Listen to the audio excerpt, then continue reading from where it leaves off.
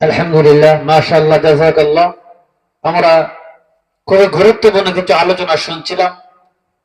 দুজাহানের Sardar তাজিদারে Medina মুহাম্মদুর রাসূলুল্লাহ সাল্লাল্লাহু আলাইহি ওয়াসাল্লামের কেমন চরিত্র ছিল, খুবই গুরুত্বপূর্ণ একটি বিষয়।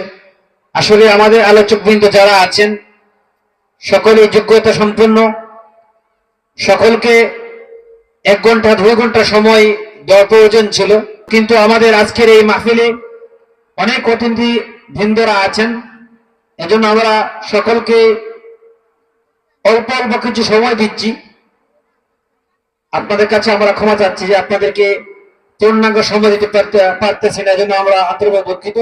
সম্মানিত উপস্থিতি, এ পর্যায়ে আপনাদের সম্মুখে গুরুত্বপূর্ণ আলোচনা পেশ করে দেন বিশিষ্ট আলেম দ্বীন, উস্তাদুল আসাতিজা, হযরতুল আল্লাম হযরত মাওলানা জয়নুল আবেদিন হাফিজাহুল্লাহ।